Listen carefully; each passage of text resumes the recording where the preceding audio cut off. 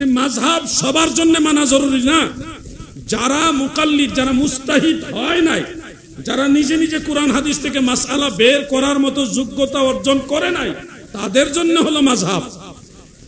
কিন্তু যারা নিজেরা ওইরকম মুজতাহিদ হয়েছে, নিজে নিজে কোরআন হাদিস থেকে মাসআলা বের করতে পারে, ওইরকম জ্ঞানী, তাদের জন্য মাযহাব মানা জরুরি না। অনুষ্ঠানটা ইসলামী শরীয়তের দৃষ্টিতে কতটুকু বৈধ, এই বিষয়টা আমাদের ক্লিয়ারলি আজকে জানা দরকার।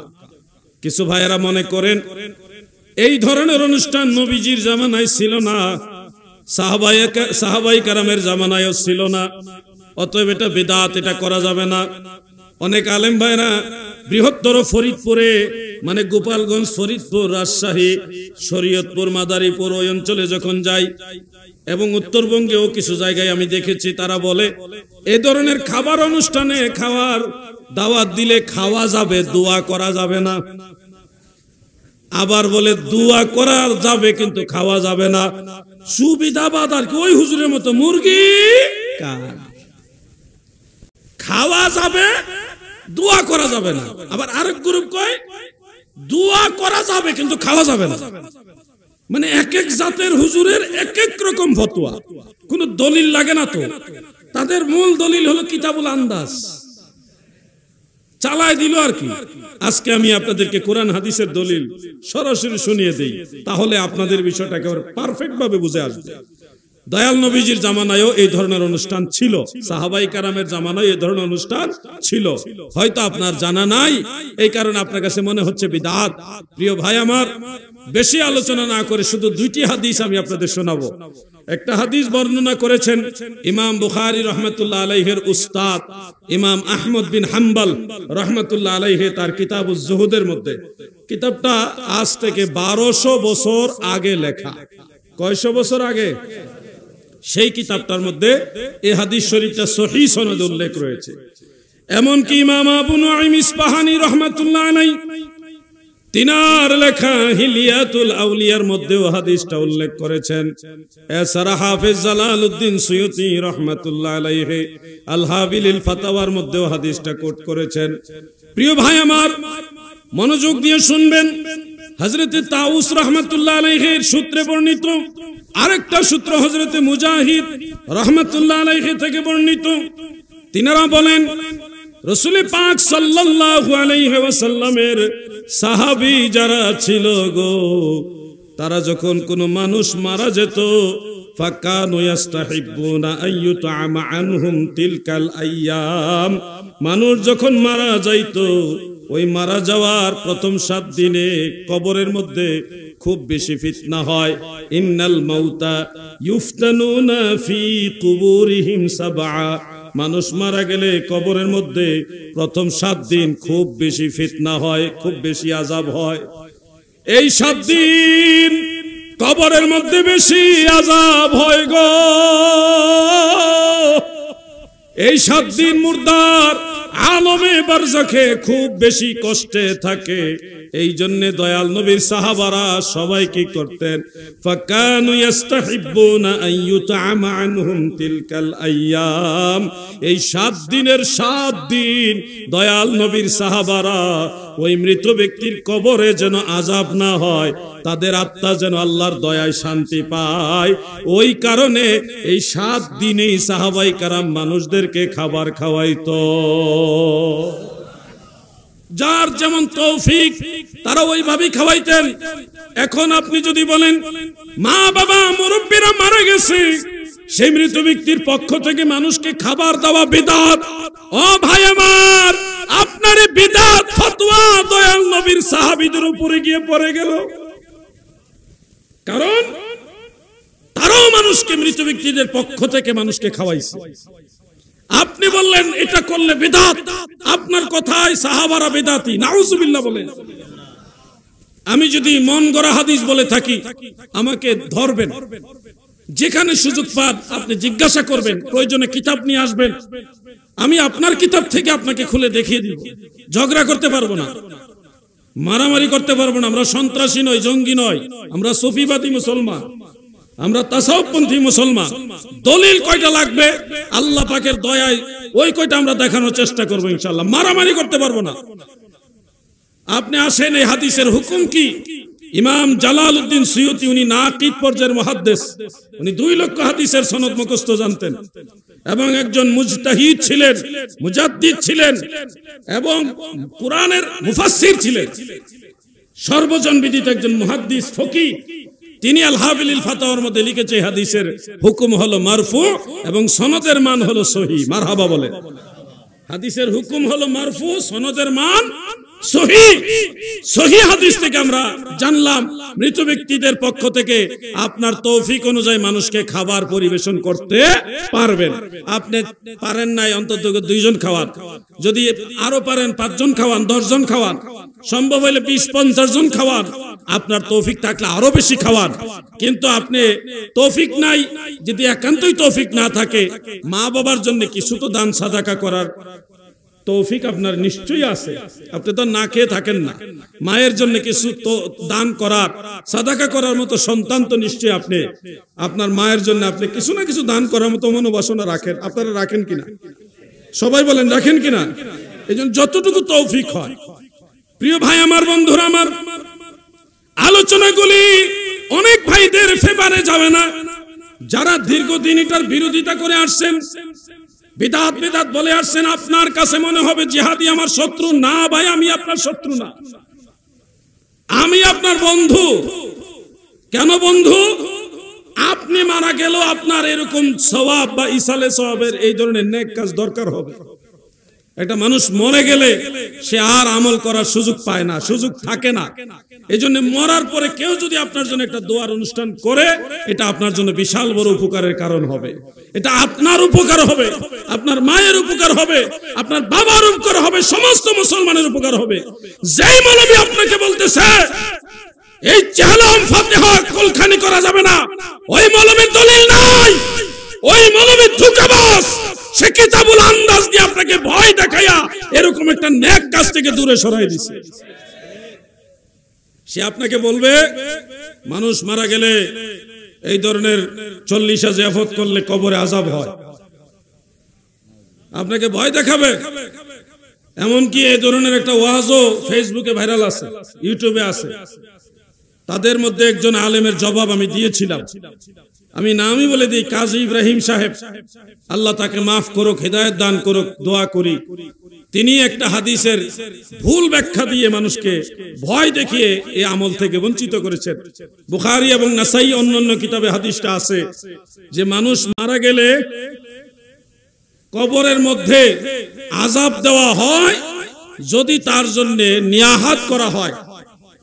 আল মাইয়িতু ইউআযাবু ফি কবরিহি বিমা নিহা আলাইহি, মৃত ব্যক্তিকে কবরের মধ্যে আযাব দেওয়া হয় যদি তার জন্য 40 জিয়াফত করা হয়। এইভাবে উনি অর্থ করেছে, কিন্তু হাদিসে 40 জিয়াফতের কথা বলা হয়নি। হাদিসে বলা হয়েছে যদি মৃত ব্যক্তির জন্য নিয়াহাত করা হয়, নিয়াহাত করা হয়, তাহলে কবরে আযাব হয়। কিন্তু আপনার এই হুজুরে উনি বুঝাইছে যদি 40 জিয়াফত করে তাইলে কবর আযাব হয়। কোথায় নিয়াহাত আর কোথায় জিয়াফত? জিয়াফত হলো মেহমানদারি করা, মানুষকে খাবার দেওয়া, আর নিয়াহাত হলো উচ্চ স্বরে ক্রন্দন করা, চিল্লাফাল্লা করা। মানুষ মারা গেলে চিল্লে চিল্লে মানুষ কান্দে না? হ্যাঁ, বুকে থাবায়া কান্দে, চুল এ করে কান্দে, আরেকজনের শরীরের উপরে আশ্রয় পরে কান্দে, লাশ ধরে কান্দে, মাটিতে আশ্রয় পরে কান্দে। এই যে বিলাপ করে কান্নাকাটি করা, মইরা গেছে এই যে একটা অস্বাভাবিক চিৎকার মরে কান্নাকাটি করা, এইটাকে আরবিতে বলা হয় নিয়াহাত। দয়াল নবীজি বলছে এই ধরনের চিল্লাফাল্লা করে যদি মৃত ব্যক্তির আওলাদরা আপনজনরা কান্নাকাটি করে, এটার জন্য কবরে আযাব হবে। হাদিস হইল চিল্লাফাল্লা কান্নাকাটি বিলাপ নিয়াহাতের হাদিস, আর আপনার হুজুরি নিয়ে লাগাইছে 40 জিয়াফতের বিরুদ্ধে। চাচার কবর কই আর চাচি কান্দে কই? আমরা কইলেই তো দোষ, আমরা বললেই দোষ। আপনার হুজুরের ক্ষমতা নাই আমার এই কথাগুলি উল্টাই দিবে, কারণ এটা এমন যে কোনো আরবি বাংলা ডিকশনারি খুললে আপনি পেয়ে যাবেন।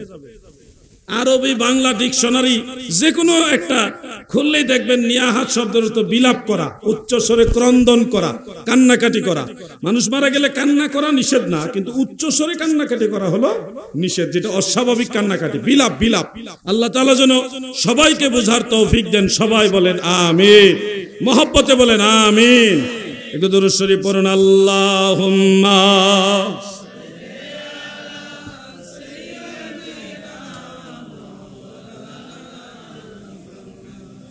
ওয়ালা আলি সাইয়্যিদিনা। আপনারা কি ক্লান্ত হয়ে গেছেন? তাহলে মহব্বতে পড়েন আল্লাহুম্মা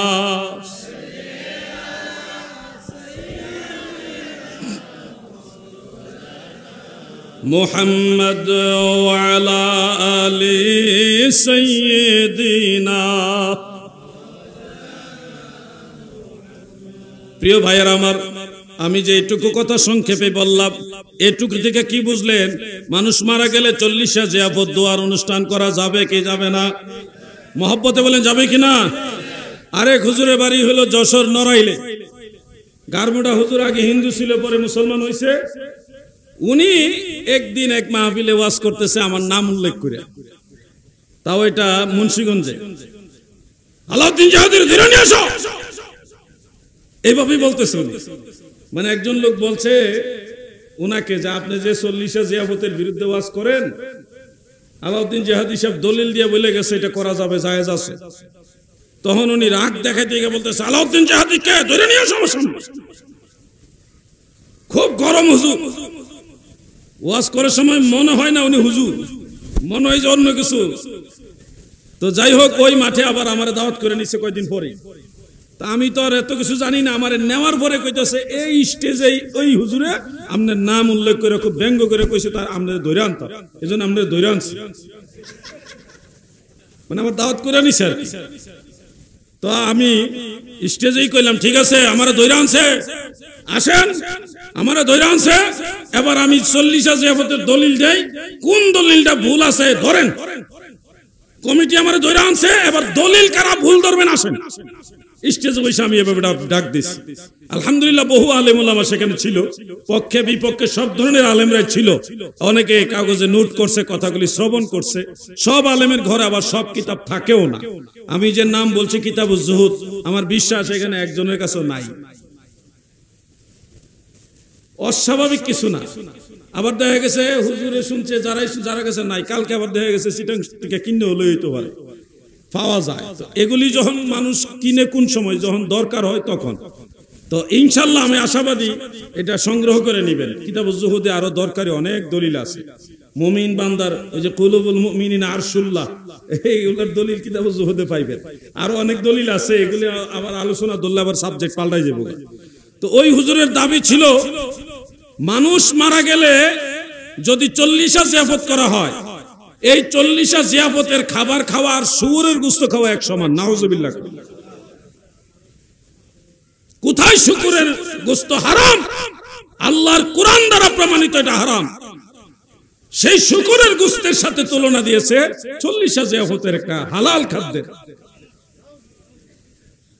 আমার ভাইরা তাও আবার রেফারেন্স দিতেছে তাফসীরে মারিফুল কোরআন 30 পৃষ্ঠা। 30 না ভাই, 30 নম্বর পৃষ্ঠা জানে কইছি। তাফসীরে মারিফুল কোরআন বাংলা যেটা, ওটার ভাই 30 বা 30 নম্বর পৃষ্ঠার কথা কইছে। তা আমি আবার ওই কিতাবটা, আমার তো এটা তো ফ্রি পাইছি। আমাদের এক গ্রামের এক হুজুর এটা হাদিয়া দিছিল আমারে। তখন আমি স্কুলে পড়ি। আমারে বলছে তুমি এটা পড়ো, মাঝে মধ্যে এইটা পড়ো, ভালো হবে করো। তা আমি আবার ওনার 50 টাকা হাদিয়া দিছিলাম। আমার মনে আছে যে আমি এটা ফ্রি নিতাম না, আপনি দিছেন, আমি হাদিয়া হিসেবে পাইছি, আমিও আপনার হাদিয়া হিসেবে 50 টাকা দিলাম। ওই সময় 50 টাকার দাম আছে। আব্বাজান চকলেট খাওয়ার জন্য স্কুলে যাওয়ার সময় আমার দাদি জানে কিছু টাকা দিত, ওই টাকা জমাইয়া বহুত কষ্ট করে 50 টাকা ছিল, 50 টাকা দিয়েছিলাম ওই কিতাবটা পাওয়ার পরে। তো এই কিতাবে খুলে দেখি ওখানে বলা হয়েছে কেউ যদি কোরআন তেলাওয়াত করে, কোরআন খতম করে, এবং এই কোরআন খতমের বিনিময়ে কেউ যদি টাকা দেয় বা চায়, অথবা এর বিনিময়ে যদি কোনো খাবার খায়, এমনি মেহমানদারি হিসেবে না, কোরআন তেলাওয়াতের বিনিময়ে যদি খাবার খায় তাহলে এটা হারাম হবে। আর যদি বাড়িওয়ালার বিনিময়ে না খাওয়াইয়া এমনিতেই তাকে মেহমান হিসেবে খাওয়ায় তাহলে হারাম না। মাসআলাটা হলো, প্রশ্ন আসছে, আচ্ছা নিব, রেডি করে। মাসআলাটা হলো কোরআনের তেলাওয়াতের বিনিময়ে খাবারের, আর এটা নিয়ে লাগাইছে 40 জিয়াফতের বিরুদ্ধে। এরা বাংলা কিতাব পড়ে, বাংলাটা দলিল মানুষকে ঠিক মতো হ্যান্ড ওভার করতে পারে না, আর আরবি কিতাবের ক্ষেত্রে কি করব, অবস্থাটা খুব বেগতিক না? আল্লাহ যেন এদের থেকে গোটা জাতিকে হেফাজত করে, বলে না আমিন। সবাই বলে না আমিন। প্রশ্ন যেহেতু আমাদের খতিব সাহেব হুজুর নিজেই দিতে বললেন, অনুমতি আসছে, অলরেডি মঞ্চে চলে আসছে প্রশ্ন, আমি প্রশ্ন উত্তর দিকে যাব। এর আগে আমার ভালো লাগতেছে, কারণ হলো মাহফিলে এত মানুষ ছিল না, আগে দেখছেন জায়গা নাই একেবারে। আল্লাহ যদি হাসরের ময়দানে জান্নাতি যে গ্রুপটা থাকবো, ওই গ্রুপটা যদি এইভাবে আল্লাহ তাআলা সবাই কবুল করে নিত, আল্লাহ যদি কবুল করে নিত কতই না ভালো হতো, বলেন না আমিন। এইভাবে আল্লাহ যেন আমাদের আখিরাতে কবুল করে, জান্নাতি কাফেলায়। জান্নাতি কাফেলা আবার এখন নতুন নতুন বাড়িতে আছে, হেডি না কিন্তু জান্নাতি না, জন্নতি, জন্নতি শহীদি কাফেলা, কত কাফেলা বাইরিতে আছে, মানে জান্নাত বিক্রি করে দল।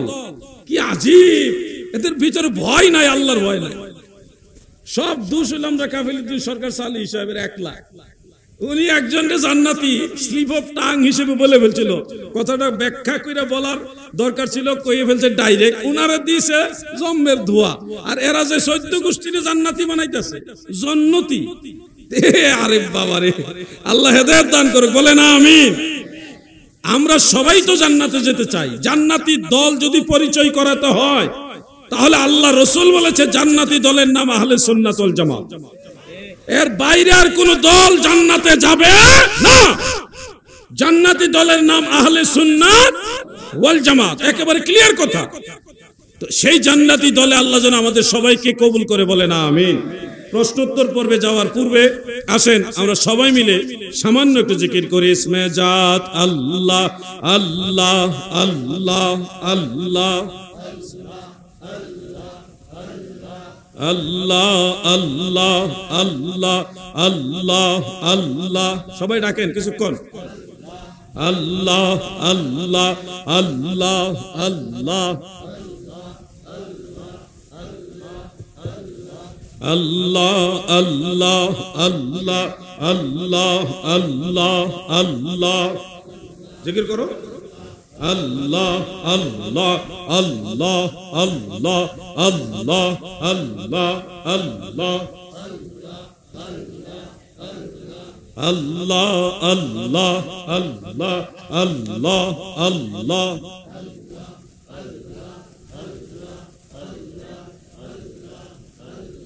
লা ইলাহা ইল্লাল্লাহু মুহাম্মাদুর রাসূলুল্লাহ সাল্লাল্লাহু আলাইহি ওয়া আলিহি ওয়া সাল্লাম।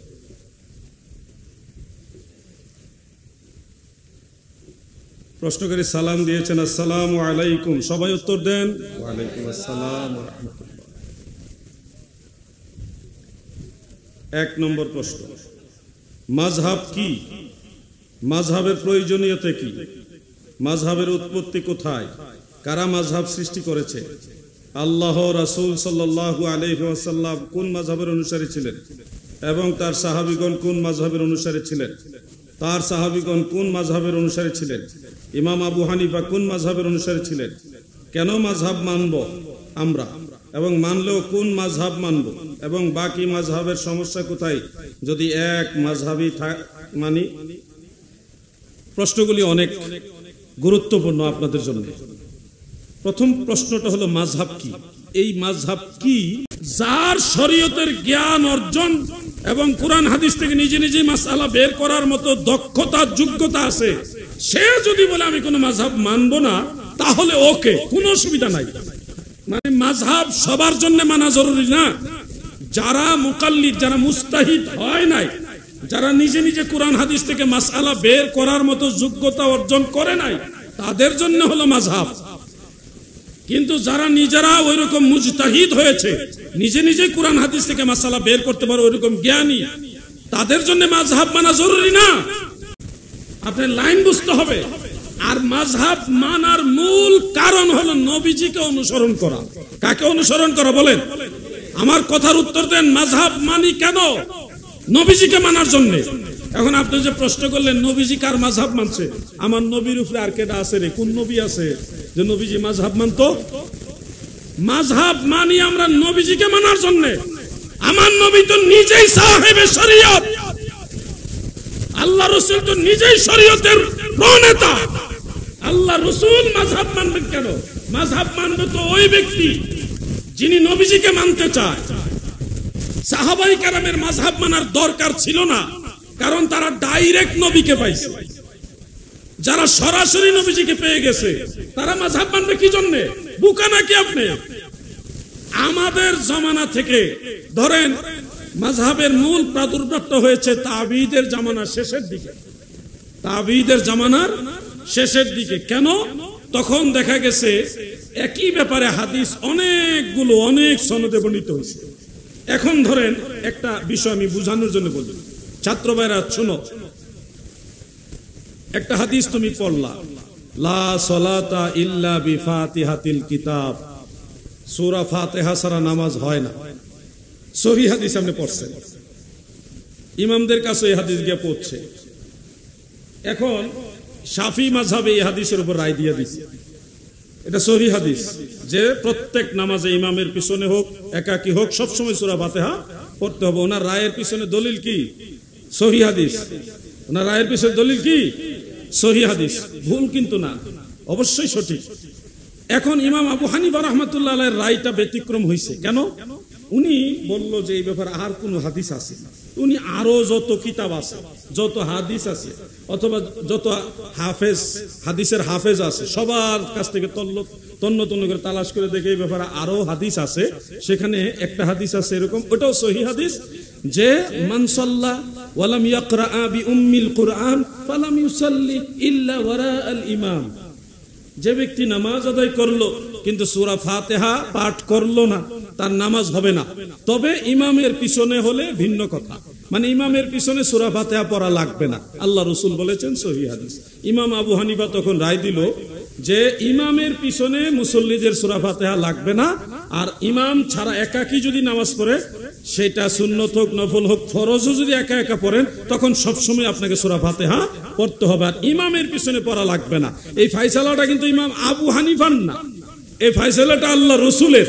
ইমাম আবু হানিফা ওই আগের হাদিসটাও পড়ছে, পরের হাদিসটাও পড়ছে, সব হাদিসের ব্যাপারে যাচাই বাছাই করে দেখছে। ইমাম সাহেব যখন কেরাত পাঠ করে সূরা ফাতিহা পড়ে, তখন মুসল্লিদের জন্য এটা জরুরি না, পড়বে না। নবীজি বলে গেছে মুসল্লিদের পড়া লাগবে না। তো ইমাম আবু হানিফার রায়ের পিছনে দলিল কি? সহিহ হাদিস।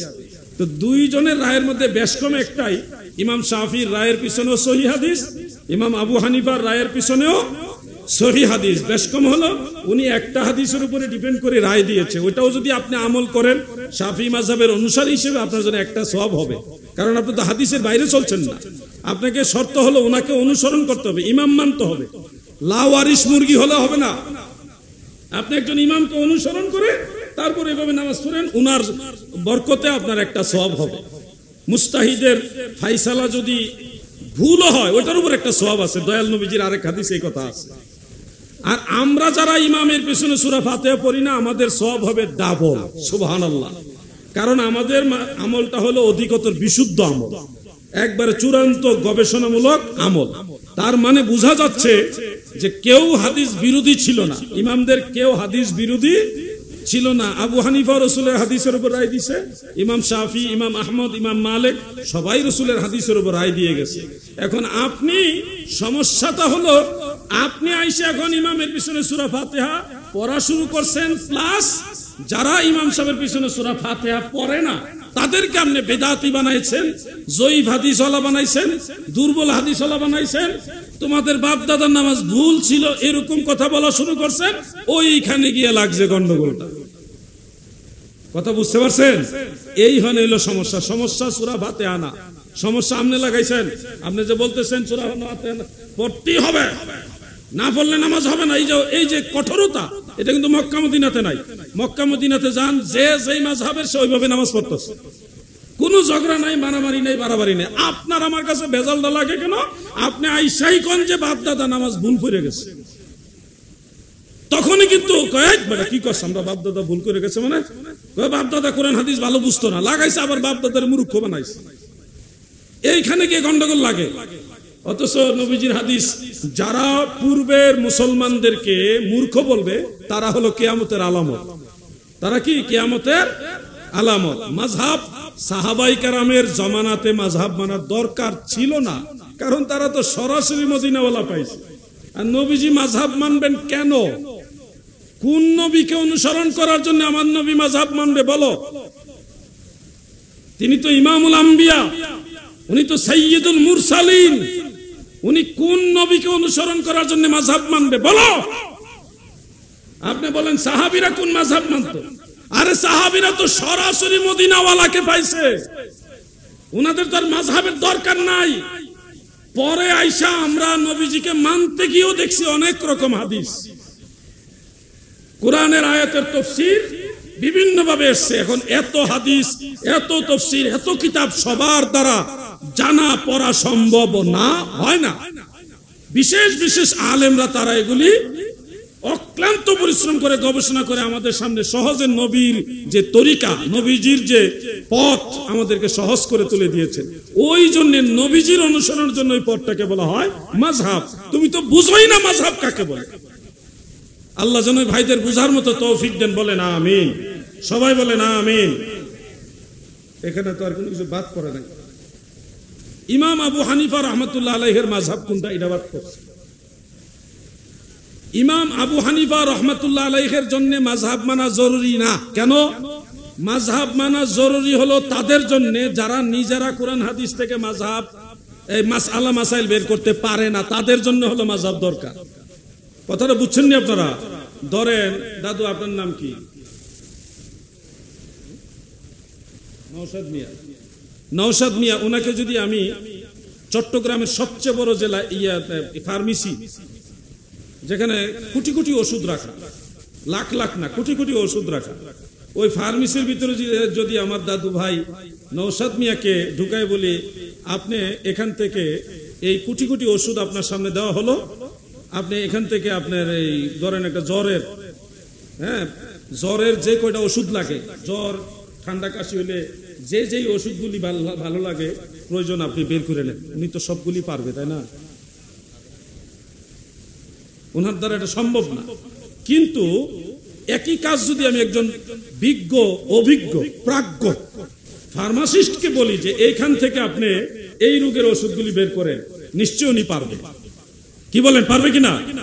তো এখন এই দুইজনের মধ্যে বেশ কম হলো, উনি এই ব্যাপারে অভিজ্ঞ আর উনি এই ব্যাপারে অভিজ্ঞ নয়।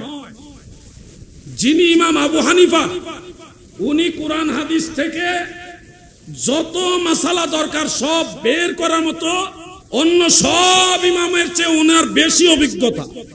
এই জন্য ওনাকে ইমামে আজম বলা হয়, সবচেয়ে বড় ইমাম বলা হয়। মারহাবা বলে। মুজতাহিদ যারা, তাদের জগতে উনি সবচেয়ে বড় ইমাম। যত মাসালা ওনাকে জিগাইছে, নাস্তিকরা পর্যন্ত অল্প সময়ের মধ্যে বোল্ড আউট হয়ে গেছে ইমাম আবু হানিফার কাছে। উনার তো মাযহাব দরকার নাই, কারণ উনি নিজেই মুজতাহিদ, নিজেই ইমামে আজম। মাযহাব দরকার হলো যারা নিজেরা কোরআন হাদিস থেকে সরাসরি নিজেরা মাসালা বের করতে পারে না, কোনো না কোনো আলেমের সহযোগিতা নিতে হয়, তাদের জন্য হলো মাযহাব। তুমি কার জন্য মাযহাব দরকার ওইটাই জানো না, প্রশ্ন করতেছি ইমাম আবু হানিফার মাযহাব কোনটা বলো। মাযহাব কার জন্য দরকার আগে ওটা জানতে হবে তোমাকে। যা বলো এটা কিন্তু আমরা শুনতে খারাপ। হযরত সুফিয়ান সাউরি, সুফিয়ান সাউরি শব্দের অর্থ কি? ওই ফুলাফান চালা গেছে, আইডিয়া করে বুঝ জ্বালাইছে, আইডিয়া করে বুঝ জ্বালাইছে। ডিজিটাল যুগ ফুলাফান না, উনি ওনাকে যখন যেটা বলতো উনি খালি এইটা ঠেলটা করতোই, কাজ খালি করতোই, এই জন্য ওনাকে সাউরি বলা হতো। সাউরি মানে বলদি, বলদি মানে বলদের মতো কাজ করে, আর অলসতা নাই, খালি একটা কাজ দিলে এটা করতেই থাকে, করতেই থাকে, এই জন্য ওনাকে বলা হয় সাউরি। এই জন্য আরবের একটা প্রচলন, আবু হুরায়রা বিড়াল ছানার বাপ, বিড়ালের বাপ, এটা একটা নাম হইল। কিন্তু এটা আদরের নাম। আবু সাইদ খুদরি, খুদরি, এরকম অনেক নাম আছে যেগুলি শুনলে আপনারা বলবেন যে এগুলি কি, বুঝতে হবে। অনেক বিষয় আছে আদর করে ডাকে। মা বাপ নাম রাখছে তুফাজ্জল, কিন্তু তুফাজ্জলকে ডাকে না, আদর করে তজু, আদর করে তজু ডাকে, নাম হইল তুফাজ্জল। নাম রাখছে ফয়সাল, আদর করে ডাকে ফসু। কি কথা ঠিক আছে নি ভাই? এরকম অনেক আছে, আপনাদের মতো থাকতে পারে। আমার নাম আলাউদ্দিন, আমার আম্মা আমার আব্বা দুইজনে আমাকে আলাউদ্দিন বলি ডাকে, কিন্তু আমার দাদি আমাকে আদর করে ডাকতো আলাল। নাম আলাউদ্দিন ডাকে কি? এরকম অনেক আছে। নামের মধ্যে আদরের কিছু ভাষা আছে, এগুলি বুঝতে হবে ভাই। যে মাযহাব কার জন্য দরকার ওইটা আগে তুমি জানো। ওইটা জানলে আর প্রশ্ন করবা না যে ইমাম আবু হানিফার কোন মাযহাব। তুমি যখন প্রশ্ন করো যে ইমাম আবু হানিফা কোন মাযহাব মানতো, তখনই আমরা ধরে নেই তুমি আরেকটা সাউরি, তুমি আরেকটা কি সাউরি, মানে বলো তুমি বুঝো না, না বুঝে ঠেলতাছো। আল্লাহ জানে ভাইদের বুঝার তৌফিক দেন, বলে না আমিন। কেউ নিজের উপর নিবেন না, আমি বুঝানোর জন্য শব্দগুলি বলছি। একটা ওই দুল লাগাই দিছি, আমার গলাটা একটু শুকাই গেছে, একটু পানিটা না, একটু ঠান্ডা পানি খেতে, একটু দুরুস এটা দাও, হাতে দাও।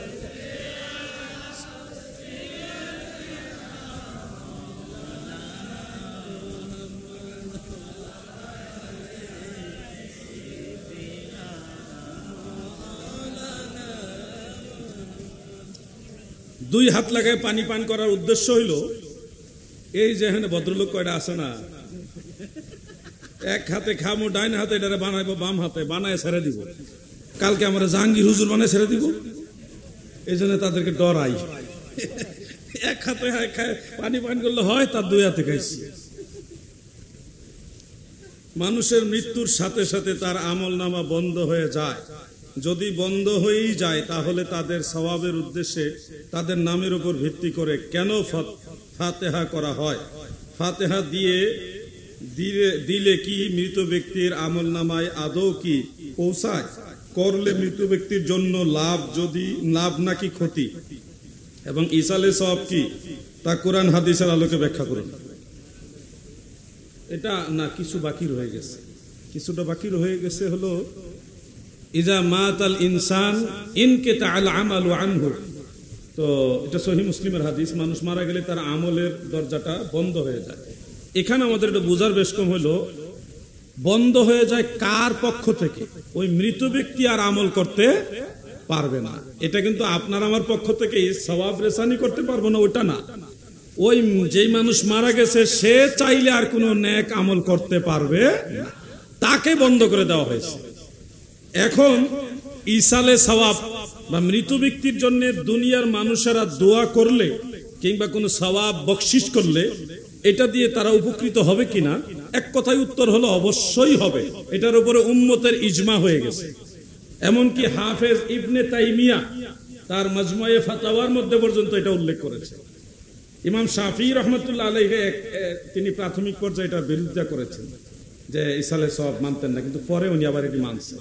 আর ইমাম আবু হানিফা, ইমাম মালিক, ইমাম আহমদ, ওই তিন ইমাম সহ সকল ইমামরা ঐকমত্য পোষণ করেছে, মানে এটার উপরে ইজমা হয়ে গেছে। তাফসীরে রুহুল মাআনিতে ডিটেইলস আলোচনা আছে এই ব্যাপারে। কোরআন শরীফের দুইটা আয়াত আপনারা খেয়াল করলে বুঝতে পারবেন যে মানুষ মারা গেলে ওই মৃত ব্যক্তি জীবিত মানুষের দোয়া ইস্তেগফার দ্বারা উপকৃত হয়। যেমন রব্বানা গফির লানা ওয়া লিইখওয়ানিনাল্লাযীনা সাবাকুনা বিল ঈমান।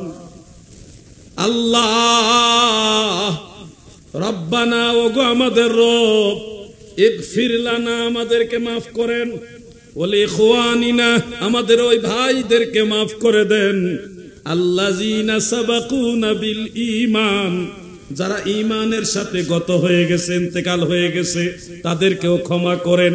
যেহেতু মরা মানুষের জন্য ক্ষমার দোয়া শিখাইছে আল্লাহ, সেহেতু প্রমাণ হয়ে গেল জীবিত মানুষ দোয়া করলে মরা মানুষ উপকৃত হয়। কোরআনের আয়াত এটা জয়ীফ হাদিস করার সুযোগ নাই। দ্বিতীয় আরেকটা আয়াত বলি, এটা আপনারা সবাই পারেন। রব্বির হামহুমা কামা রাব্বায়ানি।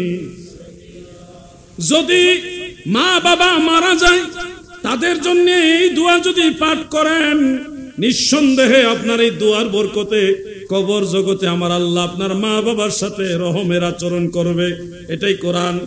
তাহলে জীবিত সন্তানরা দোয়া করলে মৃত মা বাবা কবরে এই দোয়ার বরকতে শান্তি পাবে। এটাই তো কোরআনের শিক্ষা। ইব্রাহিম খলিলুল্লাহ দোয়া করেছে, রব্বানা গফিরলি ওয়ালি ওয়ালিদাইয়া ওয়ালিল মুমিনিনা ইয়াউমা ইয়াকুমুল হিসাব। আল্লাহ আমাকে মাফ করেন, ওয়ালি ওয়ালিদাইয়া আমার মা বাবারও মাফ করেন, ওয়ালিল মুমিনিন মুমিন বান্দাদেরকেও মাফ করে দেন। এখন খেয়াল করেন তো, ইব্রাহিম আলাইহিস সালামের দোয়া কোরআনে আছে, তাহলে বোঝা যাচ্ছে, কোরআন থেকে বোঝা যাচ্ছে, আরো বহু আয়াত আছে ব্যাপারে। ঈসা আলাইহিস সওয়াব নিয়ে আমি আলাদা একটা কিতাবই লিখছি, তো সেখানে আমি সব দলিল একসাথে নিয়ে আসছি। এক ওয়াজে তো সব বলা যাবে না, তো সেখানে কোরআনের আয়াত, তাফসীর, সাহাবায়ে কেরামের আকওয়াল, রাসূল পাকের হাদিস, সব দলিল একসাথে নিয়ে আসছি এবং উম্মতের ইজমা হয়ে গেছে, এটা নিয়ে কোনো ইখতিলাফ নাই। পরে সবাই একমত পোষণ করেছে যে ঈসা আলাইহিস সওয়াব এটা হক, সত্য, এবং মানুষ, জীবিত মানুষের দোয়া এবং নেক আমল বকশিসের মাধ্যমে মৃত ব্যক্তিরা উপকৃত হয়, তারা এটার দ্বারা আত্মার শান্তি লাভ করে। আলহামদুলিল্লাহ বলে।